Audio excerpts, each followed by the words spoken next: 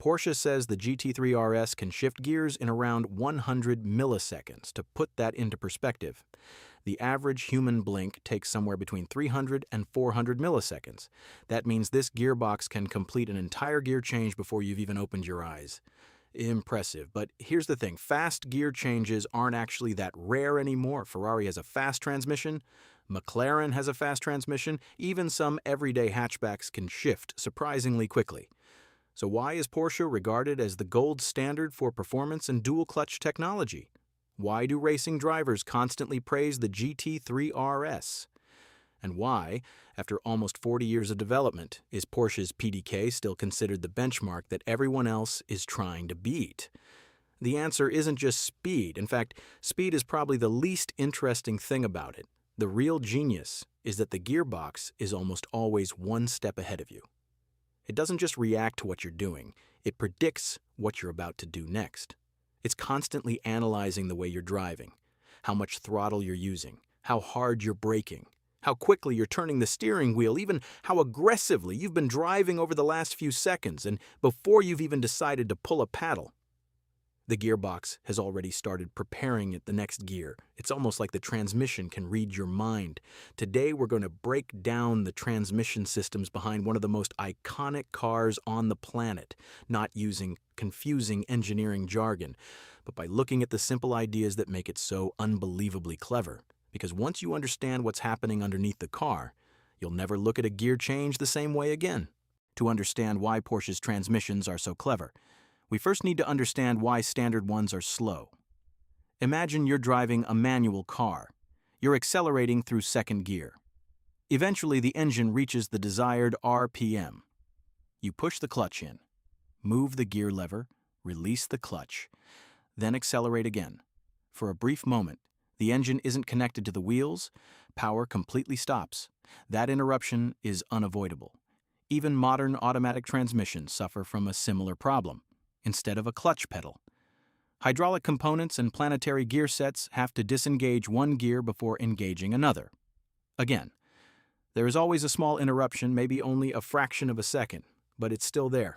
If you're trying to build the fastest track car in the world, even tiny interruptions matter. Every time the engine stops delivering power, you're wasting acceleration. So Porsche engineers ask themselves a simple question: what if? The next gear was already selected before you even needed it. Over 40 years ago, that single question became the foundation of one of the most advanced transmissions ever built.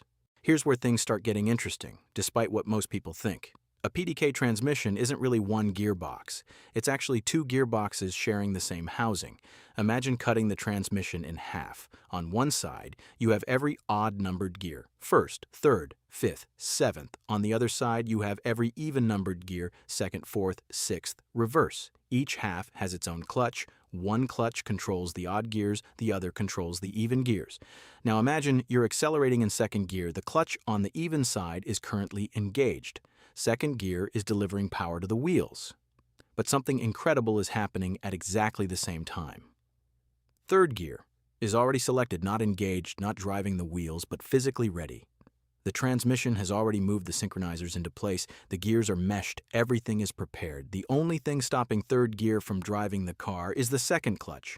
So when you pull the paddle, the gearbox doesn't waste time searching for another gear. It simply opens one clutch while closing the other. Second gear disconnects, third gear connects faster than you can blink. The shift doesn't happen smoothly because the transmission is incredibly fast at changing gears. The shift happens smoothly because it already changed gears before you asked. That's the real trick. At this point, you might be wondering, how does the gearbox know which gear to prepare? Because if you're driving in third gear, the next gear isn't always fourth. Sometimes you'll accelerate. Sometimes you'll brake. Sometimes you'll downshift twice, and it's smart enough to rev match and even stop you downshifting if it's going to harm the engine. How can it predict all of that? Modern Porsche PDK systems are constantly monitoring dozens of inputs: throttle position, brake pressure, vehicle speed, engine RPM, even your steering angle and how you're accelerating through a corner. And that's just a handful of the data it's processing multiple times a second. It's literally making and executing decisions faster than your brain can perceive them. Think about approaching a corner on a racetrack. You lift off the throttle, brake hard, turn into the corner before you've even touched the left paddle. The gearbox has already recognized the pattern. It knows you're almost certainly about to downshift. So it prepares the most likely gear before you ask for it. Then, as you squeeze the throttle on and unwind the steering, it's already prepared the next upshift. It isn't reading your mind, it's reading your behavior. And because experienced drivers tend to drive in predictable patterns, the software can often make the correct decision before the driver consciously acts. People actually call it telepathic. It's reacting to information that you don't even realize you're providing. Here's the thing, Porsche isn't the only one to do this. There are plenty of dual-clutch transmissions on the market. Ferrari has its own dual-clutch system, Audi has S-Tronic, even Volkswagen has DSG. So why does Porsche's stand out? Porsche has been perfecting this system for over 40 years. They didn't optimize it for one spectacular launch, they optimized it for endurance. A GT3 RS might spend an entire day on a racetrack, hundreds of gear changes, thousands of clutch engagements, extreme temperatures, repeated full throttle acceleration, hard braking, lap after lap after lap. The gearbox has to perform exactly the same on the final lap as it did on the first. That requires exceptional cooling, robust clutch control, and software that carefully manages heat without making the driver feel the intervention. And the best part? It's just as smooth and comfortable when you drive it home. Not many cars can be a beast on the track then comfortably sit in traffic. That consistency is much harder to engineer than a single fast shift. That's why professional drivers trust it. It simply keeps delivering. Ironically, the greatest achievement of Porsche's GT3 RS transmission is that you stop noticing it. The best transmission isn't the one that constantly reminds you it's there. It's the one that disappears. You're no longer thinking about shifting. You're thinking about braking points, corner exits, throttle application. The transmission becomes invisible. Every shift happens exactly when you expect. Every downshift is perfectly matched. You don't even feel the disengagement when you upshift. Instead of adapting your driving to suit the transmission, it adapts to suit you. That might sound like a small difference, but it's able to turn anyone who gets behind the wheel into a lap record holder. At this point, you might be asking, if Porsche's PDK gearbox is so good, why does Porsche still offer a manual transmission in cars like the GT3? After all, the manual is slower, it's less efficient, it produces slower lap times, and on paper, it's objectively the worse system. So why does Porsche keep building it? Because driving isn't just about numbers, it's about emotion. A manual gearbox forces you to become part of the process. Every upshift, every downshift, every perfectly timed rev match, every smooth clutch release. You're not just telling the car what to do, you're physically making it happen. You feel a connection, and that's something no automatic gearbox, no matter how advanced, can ever fully replicate. Porsche understands something that many manufacturers have forgotten. The fastest car isn't always the most enjoyable one. That's why, if you're chasing the absolute fastest lap time, you choose PDK. But if you're chasing the purest driving experience, many enthusiasts will still choose the manual. Neither choice is wrong. They're simply designed to achieve different goals, to target different people.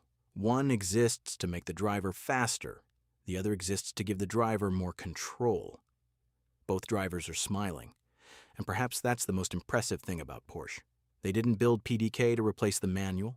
They built it to offer a different kind of driving experience. One focused on precision, the other focused on involvement. Both are brilliant. They just answer different questions. The genius of the Porsche GT3 RS gearbox isn't that it shifts in around 100 milliseconds. That's impressive. But plenty of manufacturers can build a fast gearbox. The real genius is everything that happens before the shift.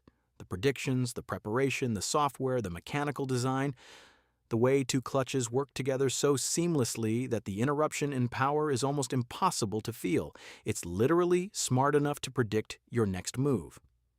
For decades, engineers around the world have tried to build the perfect transmission. Porsche didn't just make it faster, they made it feel effortless.